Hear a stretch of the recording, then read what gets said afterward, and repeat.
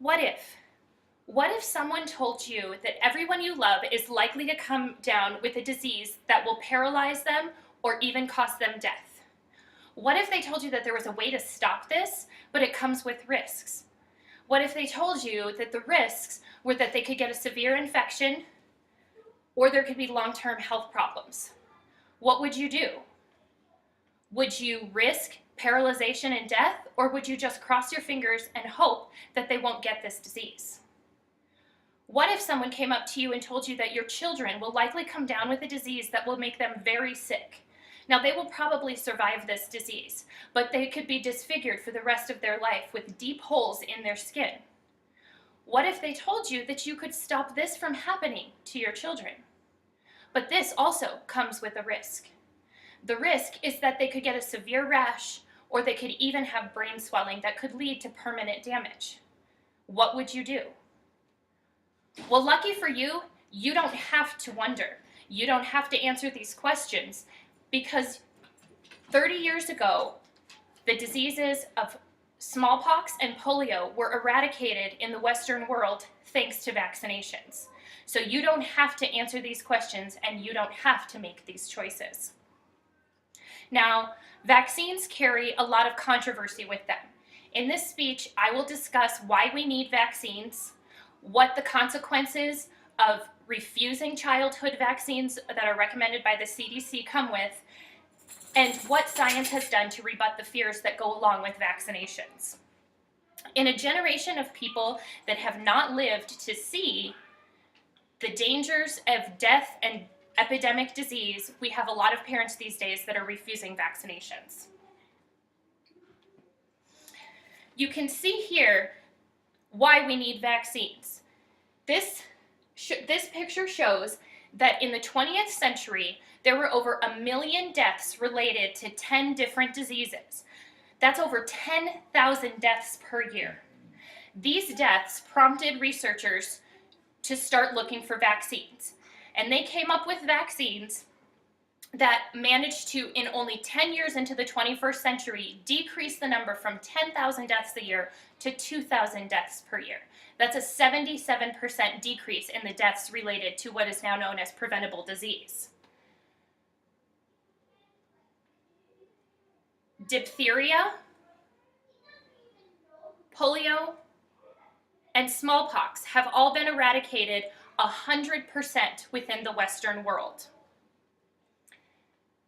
Now, this shows you that of these 10 diseases that have been known to cause the death in the 20th century, 9 of them are recommended by the CDC to be vaccinated with children ages birth to 18 months. Now, the only one that is not recommended is smallpox. And the reason it's not recommended is because in the 1960s, the World Health Organization launched a worldwide campaign to eradicate smallpox and were successful by the end of the 1970s. As a result, the vaccination is no longer required. Now, the vaccination does still exist, but it also carries a live strain of the virus, which is not ideal for young immune systems, so it would not be recommended for children anyway.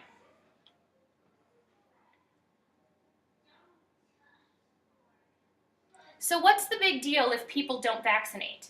You might have heard about what people call herd immunity. Now, people who are opposed to vaccinations have discussed herd immunity and said that it is the government's way of trying to force us to get vaccinations that we don't need. Some have even said that they think that it's paid for by the drug companies that make the vaccines to make them more profitable. Now, the truth about herd vaccination is, you can see here that if only some people get vaccinated, then the virus can spread. If most of the people get vaccinated, then the diseases are contained. So the truth about herd vaccination is that your vaccination primed immune system not only protects you, but it protects everybody around you and helps contain these diseases from spreading within our communities.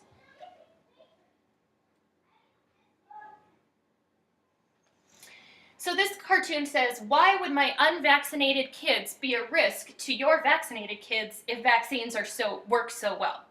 This is a common misconception that you will hear in people who are against vaccines.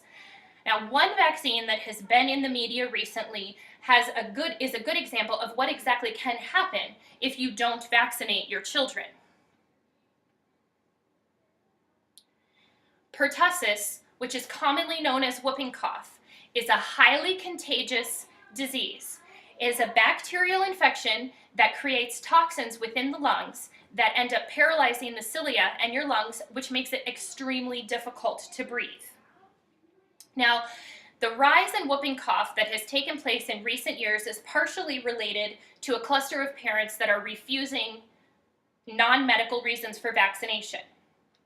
Now, what makes whooping cough so dangerous is that once the lungs are inflamed and the cilia are paralyzed, severe coughing can lead to vomiting, loss of consciousness, and even lead to death, especially in infants. Now, in 2010 in California, numbers show that over 9,000 cases of whooping cough were reported, with 10 of those leading to death in infants.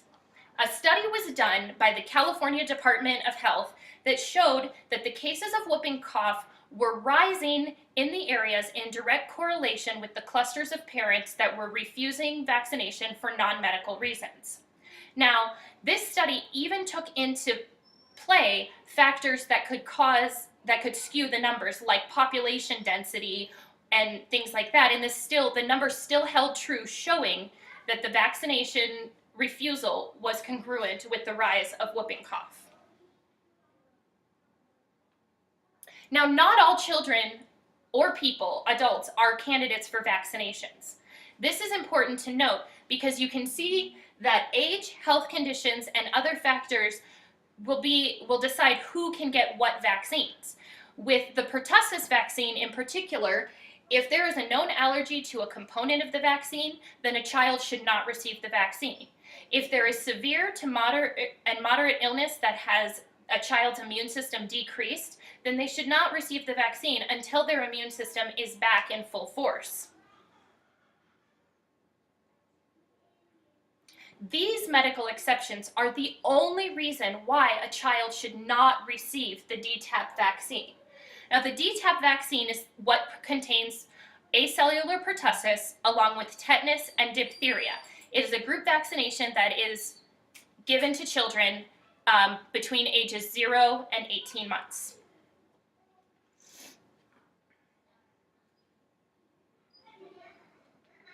So why, with the knowledge that these diseases can be so dangerous and that epidemics are on the rise in the United States right now, why would people decide not to vaccinate? The American Academy of Pediatrics released a statement that was updated in April of 2013 that said that in recent years, concerns have been raised over vaccines. Questions like, are there too many vaccines? Are we overloading our children's immune systems? Can they really be linked to autism and seizures and bowel disorders? Can these things really happen? Well, this statement goes on to name over 9 studies that took place between 2001 and 2013. Their information and links are provided that show for all of these studies that none of them found any direct correlation with any of the side effects. However, they do show that their findings suggest that communities with a large number of intentionally unvaccinated or undervaccinated people can lead to a pertussis outbreak that can, and this was said in September of this year. Now, opponents of vaccines might say that people not getting vaccines is not the only reason why outbreaks are coming around. And they're right. There are other factors. It's not the only factor. One of the factors is that research has shown that these vaccines do not have the length of efficacy that we once thought they did. Now, so people might say, well, if they're not going to work, then why would we even bother doing it? Well, this is a good argument as to why our children get boosters for vaccines, why we get titers drawn to find out if the antibodies still exist in our bodies, and then we get boosters to continue to protect them. This is also another reason to explain why getting vaccinated in the first place is so important. The outbreak and refusal of vaccinations is a direct reflection on the risk of what can happen if you do not vaccinate your children. This should also reinforce to you that vaccines not only protect the people that get vaccinated, but they protect those who cannot get vaccinated around you.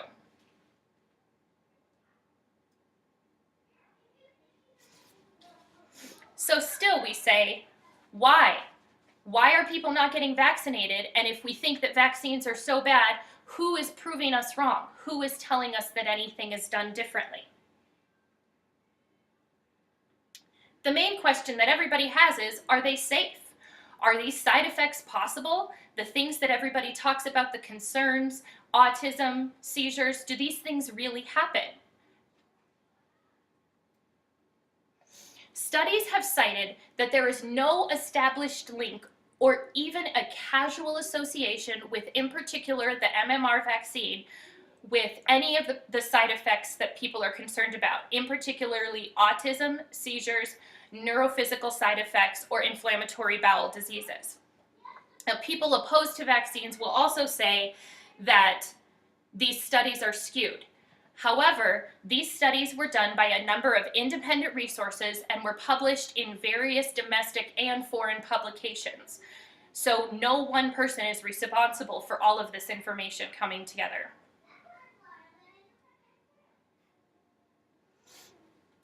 Now, medicine is an imperfect science. It does not hold all of the answers. There are funds that exist just to pay out people who have these rare side effects that go along with vaccines, because they can happen. But that is no different than the medical malpractice insurance that protects physicians that perform a procedure or a surgery that is supposed to stop someone's pain and in essence fails or causes further damage. It's the same idea.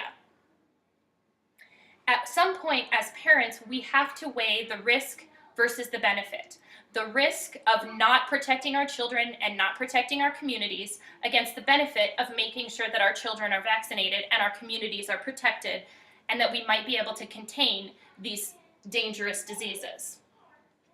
Now, I myself had premature twins, and those twins received their vaccinations on schedule despite the fact that they were born early.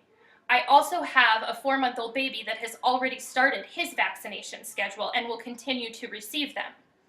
I feel lucky that I have been blessed thus far with my children having healthy, strong immune systems that have been able to fight off disease with the help of acquired immunity boosting.